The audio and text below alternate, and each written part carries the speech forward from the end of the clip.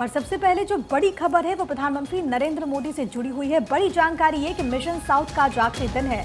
आज केरल, तमिलनाडु में प्रधानमंत्री की जनसभा होने वाली है। जो जानकारी है उसके अनुसार सुबह 10:30 बजे पलक्कड़ में प्रधानमंत्री रोड शो करेंगे। दोपहर के 1 बजे सालेम में पीएम मोदी की रैली होगी। प्रधानमंत्री का ये दौरा बेहद खास। इससे पहले कल प्रधानमंत्री कर्नाटक में मौजूद थे। जनसभा को उन्होंने संबोधित किया। मिशन साउथ पर इस वक्त प्रधानमंत्री नरेंद्र मोदी हैं। सियासी लिहाज से बात की जाए तो ये दौरा बेहद खास है। लोकसभा सीटों के लिहाज से अगर आप देखें तो तमिलनाडु में कुल 39 लोकसभा की सीटें हैं। केरल की अगर बात की जाए तो केरल में कुल 20 लोकसभा की सीटें हैं। और प्रधानमंत्री का दौरा ऐसी जगहों पर है जहां पर एक क्षेत्र में प्रधानमंत्री की जनसभा तो होगी, लेकिन इसका फायदा भारतीय जनता पार्टी ये कोशिश कर रही है कि बाकी की सीटों पर भी पड़े।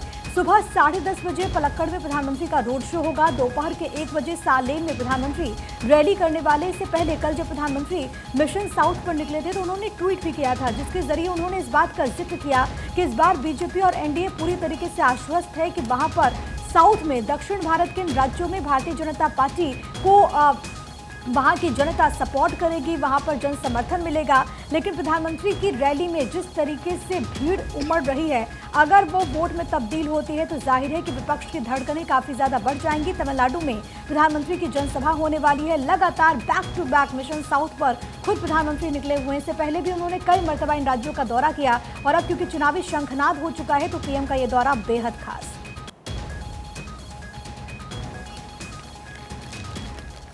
चलिए बढ़ते खबरों में आगे और अगली बड़ी खबर दिल्ली से। बीजेपी कोर कमेटी की मीटिंग हुई और देर रात तक ये बैठक चली। बीजेपी मुख्यालय में ये बैठक हुई। अमित शाह, जेपी नड्डा इस बैठक में मौजूद रहे। तो तमाम दिग्गजों की मौजूदगी में बीजेपी मुख्यालय में देर रात तक ये बैठक चली। धर्मेंद्र प्रधान समेत कई दिग्गज इस बैठक में शामिल हुए। उम्मीदवारों के नामों पर मंथन हुआ। तो देखिए, लोकसभा चुनाव का ऐलान हो चुका है। बीजेपी की 2 लिस्ट सामने आ चुकी है और उम्मीदवारों के नामों का मंथन दिल्ली में बीजेपी कोर कमेटी की मीटिंग में हुई है। इस दौरान तमाम दिग्गजों की मौजूदगी रही। बीजेपी मुख्यालय में देर रात तक ये बैठक चली है। तो बड़ी खबर आपको बता रहे हैं, जहां अमित शाह, जेपी नड्डा इस बैठक में शामिल हुए। उम्मीदवारों के नामों पर इस बैठक में मंथन हुआ। साथ ही साथ धर्मेंद्र प्रधान समेत तमाम दिग्गजों की मौजूदगी में बीजेपी कोर कमेटी की ये बैठक हुई है। तो बीजेपी कोर कमेटी की मीटिंग दिल्ली में देर रात तक चली है। उम्मीदवारों के नामों पर मंथन हुआ है। तो आपको बताते चले कि बीजेपी ने 2 लिस्ट जारी कर दी है। पहले लिस्ट में 195 नाम और दूसरे में 72 नामों का ऐलान किया गया है। तो अमित शाह और जेपी नड्डा की मौजूदगी में देर रात तक उम्मीदवारों के नामों पर मंथन हुआ है। जल्द ही लिस्ट जारी हो सकती है। तो ये बड़ी खबर आपको बता रहे हैं, जहां दिल्ली में देर रात तक बीजेपी कोर कमेटी की बैठक चली है। देखिए, आगामी लोकसभा चुनाव के मद्देनजर बीजेपी पूरी तरह से तैयारियों में जुटी हुई है। और बात करें तमाम दिग्गजों की तो जनता के बीच पहुंच रहे हैं और जो योजनाएं हैं, जो विकास की बात है, वो जनता तक पहुंचा रहे हैं। और देर रात तक देखिए ये मीटिंग चली, कोर कमेटी की ये बैठक हुई है दिल्ली में बीजेपी कोर कमेटी की बैठक, जिसमें उम्मीदवारों के नामों पर मंथन हुआ है। तो बीजेपी मुख्यालय में देर रात तक नामों को लेकर मंथन किया गया है। आगे बढ़ते हुए बात हरियाणा की करेंगे। करनाल से बीजेपी का चुनावी कैंपेन शुरू होगा। आज जेपी नड्डा कैंपेन की शुरुआत करेंगे। पूर्व मुख्यमंत्री मनोहर लाल भी इस कैंपेन में मौजूद रहेंगे। नई अनाज मंडी में रैली का आयोजन होगा। बीजेपी कार्यकर्ताओं को दिशा निर्देश इसको लेकर दिए गए हैं। तो करनाल से बीजेपी का चुनावी कैंपेन होना है। हरियाणा से इस वक्त की बड़ी खबर। और आज राष्ट्रीय अध्यक्ष जेपी नड्डा इस कैंपेन की शुरुआत करते हुए नजर आएंगे। तो वहीं पूर्व सीएम मनोहर लाल भी वहां पर मौजूद रहेंगे। देखिए किस तरीके से चुनावी बिगुल फूंक चुका है और ऐसे में अब ये कैंपेन की शुरुआत हो चुकी है। जनता को साधना है, जनता के बीच जाना है। अगले 100 दिनों के लिए क्या विजन रहेगा एनडीए का, ये प्रधानमंत्री नरेंद्र मोदी को कहते हुए आपने कल मंच से भी सुना होगा। और उन्होंने ये कहा कि 100 दिन का विजन और अगले 5 साल में क्या एनडीए की सरकार करेगी लोगों के लिए, उनके राज्यों के लिए, ये बताना बेहद जरूरी है। बाकायदा जो तमाम नेता हैं उनको प्रधानमंत्री नरेंद्र मोदी की तरफ से जब बैठक हुई उसमें भी ये निर्देश दिया गया था कि आप लोगों के बीच जाएं तो आप उनको बताएं कि किस दिशा और दशा में आप उनके राज्य को लेकर आगे जाएंगे, क्या विजन आपके पास है। जाहिर सी बात है, जनता के बीच जाएंगे तो फिर ऐसे मुद्दों को उठाया जाएगा कि सरकार की तरफ से क्या काम किए गए और फिर आप उन्हें चुनते हैं तो फिर आगे क्या काम किए जाएंगे। अगली खबर बिहार से। बिहार में एनडीए गठबंधन में पशुपति को नहीं मिली सीट और आज इसी के चलते पशुपति पारस दे सकते हैं इस्तीफा। सोर्सेस के हवाले से जानकारी मिल रही है। केंद्रीय मंत्री पद से इस्तीफा पशुपति पारस के द्वारा दिया जा सकता है। पशुपति प्रेस कॉन्फ्रेंस से पहले इस्तीफा दे सकते हैं। सुबह 11:30 बजे दिल्ली में प्रेस कॉन्फ्रेंस करने जा रहे हैं पशुपति। इस बीच आपको ये भी बता दें कि बिहार में राष्ट्रीय जनतांत्रिक गठबंधन में सीटों के बंटवारे का ऐलान हो गया है। बंटवारे के तहत बीजेपी एक बार फिर से बड़े भाई की भूमिका निभाएगी और 17 सीटों पर चुनाव लड़ने जा रही है। वहीं जेडीयू के खाते में 16 सीटें आई हैं। अन्य सहयोगी दलों की बात करें तो चिराग पासवान की पार्टी को 5 सीटें दी गई हैं। जीतनराम मांझी की पार्टी HAM को 1 तथा उपेंद्र कुशवाहा की पार्टी राष्ट्रीय लोक जनता दल को 1 सीट मिली है।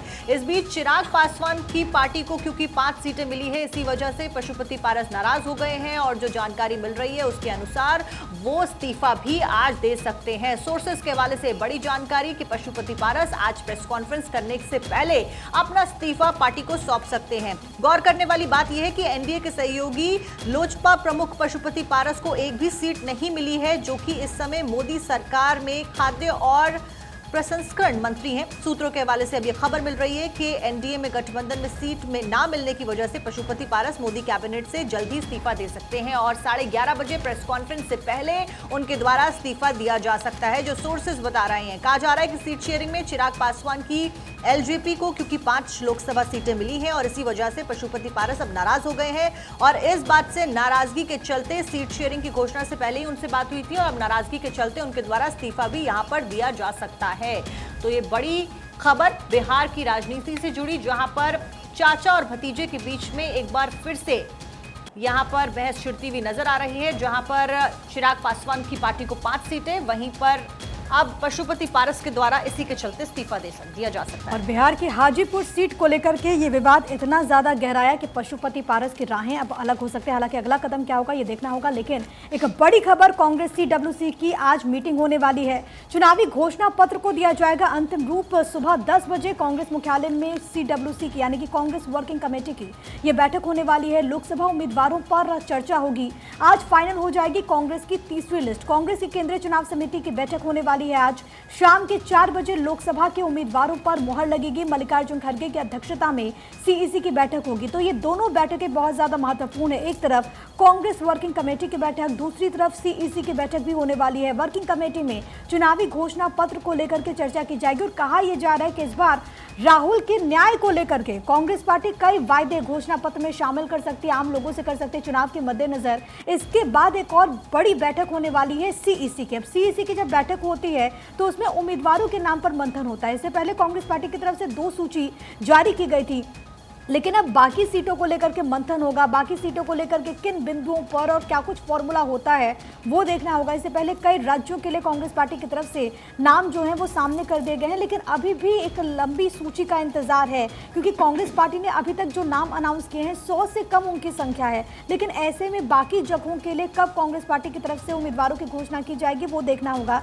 लेकिन आपको ये भी बताते चले कि आज सुबह के वक्त कांग्रेस वर्किंग कमेटी की एक बैठक होने वाली है, जिसमें घोषणा पत्र को लेकर के मुख्यतः चर्चा होगी। अब घोषणा पत्र में क्या क्या वादे करती है कांग्रेस पार्टी वो देखना होगा, किन बिंदुओं पर विचार होता है वो देखना होगा और क्या इसको लेकर के स्ट्रैटेजी बनती है, क्योंकि चुनावी घोषणा पत्र को अंतिम रूप दिया जाना है, यहाँ पर चर्चा हो जाएगी। इसके अलावा जो खबर है वो ये कि आज शाम में ही कांग्रेस के चीफ मल्लिकार्जुन खड़गे की अध्यक्षता में एक बड़ी बैठक होने वाली है, जिसमें CEC की बैठक में उम्मीदवारों के नाम पर मंथन होगा।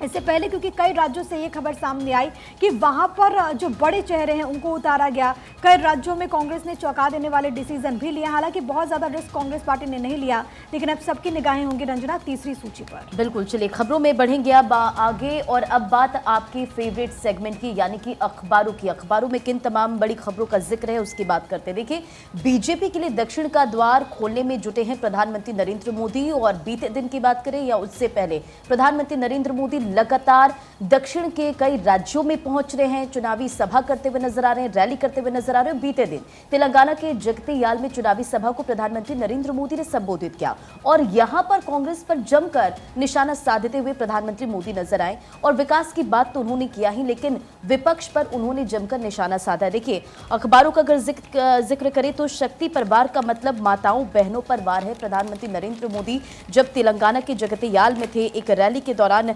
भाजपा नेताओं के साथ प्रधानमंत्री नरेंद्र मोदी की मौजूदगी नजर आई तो उन्होंने जमकर विपक्ष पर निशाना साधा है। देखिए, प्रधानमंत्री नरेंद्र मोदी ने विपक्षी गठबंधन को लेकर कहा कि हिंदू धर्म में समाहित शक्ति के विनाश का ऐलान करने के आरोप लगाते हुए उन्होंने कहा कि आगामी लोकसभा चुनाव में नारी और शक्ति का हर उपासक इसका जवाब देगा। और तमाम बड़ी बातों का जिक्र वो करते नजर आए और विपक्ष पर जमकर बरसे पीएम मोदी। देखिए, मिशन साउथ पर क्योंकि प्रधानमंत्री नरेंद्र मोदी और ऐसे में तमिलनाडु के कोयम्बटूर में रोड शो में भारी भीड़ उमड़ी। तेलंगाना और कर्नाटक में भी जनसभा को प्रधानमंत्री ने संबोधित किया और इस दौरान लाखों लोगों की भीड़ प्रधानमंत्री नरेंद्र मोदी को सुनने के लिए पहुंची हुई थी। ये तस्वीरें भी हम आपको दिखा रहे हैं जब रोड शो प्रधानमंत्री नरेंद्र मोदी की तरफ से किया जा रहा था। तो देखिए, इस सड़क के दोनों तरफ अगर आप नजर डालेंगे तो खचाखच आपको भारी भीड़ वहां पर लोगों की नजर आएगी। और भारी भीड़ के साथ जब प्रधानमंत्री नरेंद्र मोदी को ये लोग सुनने के लिए पहुंचे, प्रधानमंत्री ने मंच से जब इन लोगों का संबोधन किया तो उस वक्त तमाम मुद्दों का जिक्र प्रधानमंत्री नरेंद्र मोदी की तरफ से किया गया। प्रधानमंत्री ने ये कहा कि देखिए किस तरीके से हर एक व्यक्ति का अकाउंट हमने खुलवाया है जो पहले नहीं था, हर घर तक नल जल हमने पहुंचाया है। इसके अलावा प्रधानमंत्री नरेंद्र मोदी की तरफ से किसानों की बेहतरी के लिए जो बड़े कदम उठाए गए, इस बात का जिक्र प्रधानमंत्री ने अपने संबोधन में कहा। प्रधानमंत्री ने यह भी कहा कि बताइए, कांग्रेस ने इतने लंबे साल तक राज किया लेकिन क्या काम उसने दक्षिण की जनता के लिए किया, जरा ये भी आप बताइए। लेकिन हम सबके साथ आगे बढ़ने की सोचते हैं, सबका साथ सबका विकास हमारा मूल मंत्र है और हम उसी पर आगे काम करते हैं। हम दक्षिण का भी विकास करेंगे, कोई भेदभाव नहीं किया जाएगा। और इस बीच हेडलाइंस में यह भी लिखा गया कि हर माँ बेटी शक्ति की स्वरूपा, मैं उनके लिए जान की बाजी लगा दूंगा। मोदी के द्वारा ये बड़ी बात अपने मिशन साउथ के दौरान कही गई। आगे बढ़ते हुए आपको ये भी बता दें कि राहुल के बयान पर पलटवार सामने आया। शक्ति के लिए जान की बाजी लगा दूंगा, इस हेडलाइन का जिक्र अभी मैं कर भी रही थी। और मेरे लिए हर माँ बेटी शक्ति का रूप है, प्रधानमंत्री नरेंद्र मोदी के द्वारा ये कहा गया। राहुल ने कहा था कि हम शक्ति से लड़ रहे हैं। इस बीच यहाँ पर लिखा गया है अमर उजाला में कि पीएम नरेंद्र मोदी का चुनावी रैलियों में कांग्रेस नेता राहुल गांधी के बयान पर पलटवार सामने आया है। कर्नाटक के दौरे के दौरान उनके द्वारा हमला बोला गया कांग्रेस पार्टी के ऊपर। प्रधानमंत्री मोदी ने कांग्रेस नेता राहुल गांधी के बयान पर पलटवार करते हुए विपक्षी गठबंधन पर शक्ति के विनाश के आह्वान का आरोप लगाया और मोदी ने कहा कि मेरे लिए हर मां बेटी शक्ति का स्वरूप है। इस बीच क्या कुछ कहा गया आपको सुनवाते हैं। हिंदू धर्म में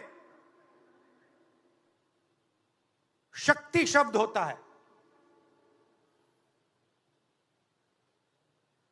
हम शक्ति से लड़ रहे हैं, एक शक्ति से लड़ रहे हैं। मैं भारत मां का पुजारी हूं। मैं आप शक्ति स्वरूपा सब माता बहन बेटियों का भी पुजारी हूं। और जिन्होंने कल शिवाजी पार्क में इंडिया अलायंस ने अपना घोषणा पत्र शक्ति को खत्म करने के लिए किया है, मैं इस चुनौती को स्वीकार करता हूं और मैं इन शक्ति स्वरूपा माताओं बहनों की रक्षा के लिए जान की बाजी लगा दूंगा, जीवन खपा दूंगा। क्या भारत की धरती पर कोई शक्ति के विनाश की बात कर सकता है क्या? क्या शक्ति का विनाश हमें मंजूर है? हम सब शक्ति की आराधना करते हैं कि नहीं करते हैं? पूरा हिंदुस्तान शक्ति की आराधना करता है कि नहीं करता है? अरे हमने तो चंद्रयान की सफलता को भी किसको समर्पित किया? चंद्रयान की सफलता को भी जहां चंद्रयान ने लैंड किया, हमने उस सफलता को भी शिव शक्ति नाम देकर के शिव शक्ति को समर्पित किया है। तो 2024 की लड़ाई शक्ति वर्सेस व्यक्ति पर आई। आगे बढ़ते दिल्ली में बीजेपी कोर कमेटी की बैठक हुई। बीजेपी मुख्यालय में ये मीटिंग चली। अमित शाह, जेपी नड्डा समेत कई दिग्गज इस दौरान मौजूद रहे।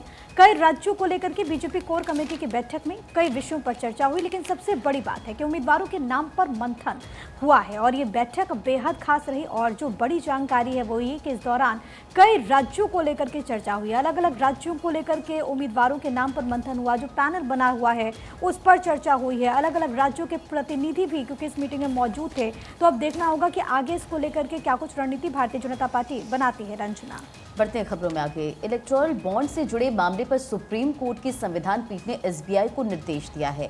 21 मार्च को शाम 5 बजे तक हलफनामा दाखिल करने के निर्देश दिए गए हैं और बॉन्ड नंबर का खुलासा नहीं करने पर जवाब भी मांगा है। तमाम अखबारों में इसका जिक्र भी है। एसबीआई को फिर सुप्रीम कोर्ट की तरफ से ये निर्देश दिए गए हैं और चुनावी बॉन्ड की सारी जानकारियां परसों तक देने को कहा है, यानी कि 21 मार्च तक देने को कहा है। सुप्रीम कोर्ट ने यह भी कहा है कि चुनिंदा रुख नहीं अपनाएं। एसबीआई विशिष्ट बॉन्ड संख्याओं का करना होगा खुलासा।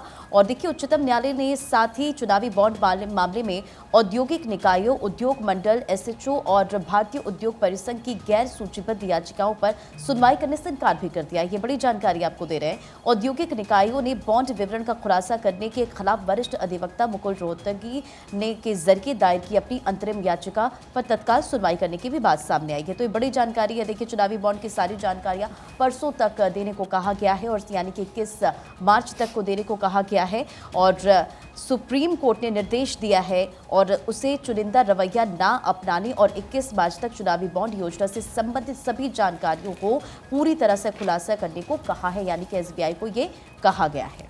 चलिए आगे बढ़ते हैं। लोकसभा चुनाव के मद्देनजर चुनाव आयोग की बड़ी कार्रवाई। यूपी, बिहार समेत 6 राज्यों के गृह सचिवों को ड्यूटी से हटाया गया है। लंबे समय तक अपने पद पर डटे हुए अधिकारी भी हटाए जाएंगे। बंगाल के डीजीपी को भी आयोग ने हटाया और आपको ये बता दें कि बंगाल के डीजीपी पर ही चुनाव से पहले तीसरी बार इस तरह की कार्रवाई है।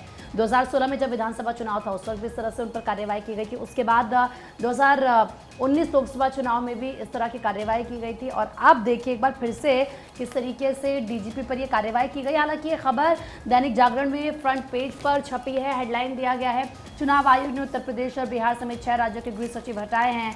और ये चुनाव आयोग की तरफ से कहा गया कि देखिए सबको बराबर अवसर मिलना चाहिए, इसीलिए इस तरह की कार्रवाई की गई है। दरअसल आपको बता दें कि आयोग ने इसके साथ ही मुख्यमंत्री सचिवालय से जुड़े हिमाचल प्रदेश और मिजोरम के सामान्य प्रशासन विभाग के सचिव को भी उनके पद से हटाया। चुनाव आयोग के इस कदम को चुनावों में सभी के लिए समान अवसर सुनिश्चित करने के तौर पर देखा जा रहा है। इस बीच अगली खबर तेलंगाना से। तेलंगाना की गवर्नर ने इस्तीफा दे दिया है।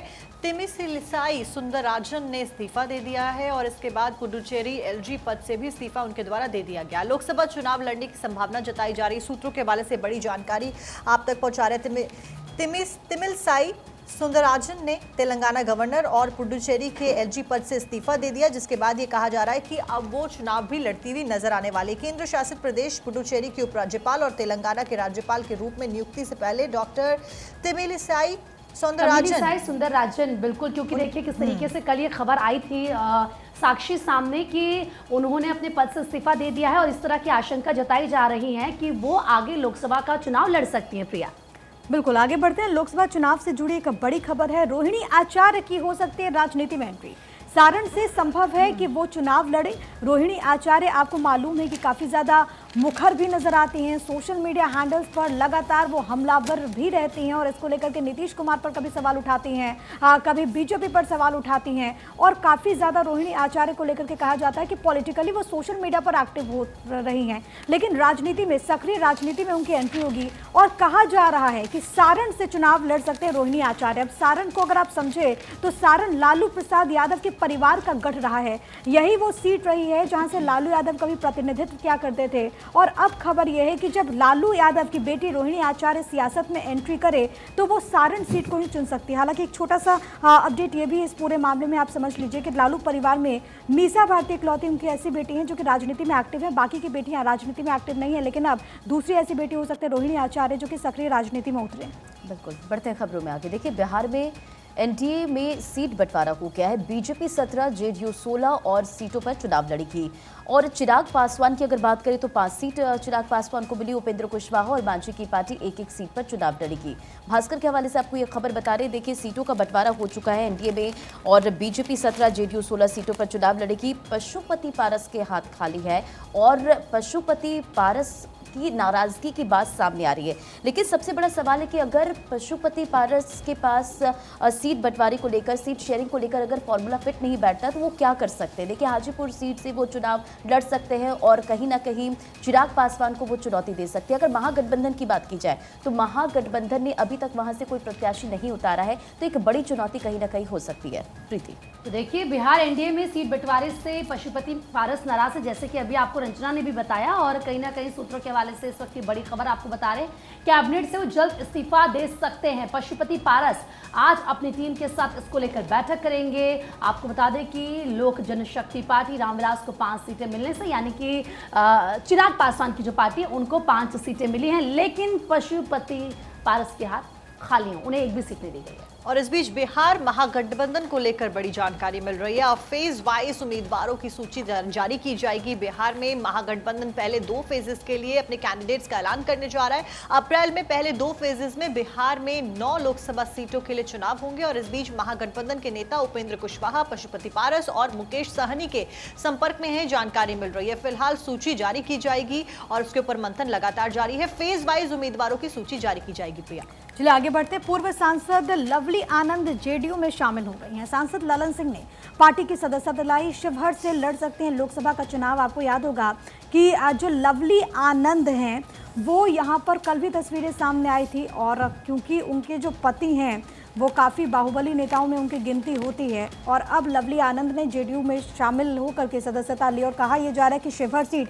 जो कि बीजेपी ने जेडीयू के लिए खाली की है, वो सीट से यहाँ पर लवली आनंद को चुनाव लड़वाया जा सकता है।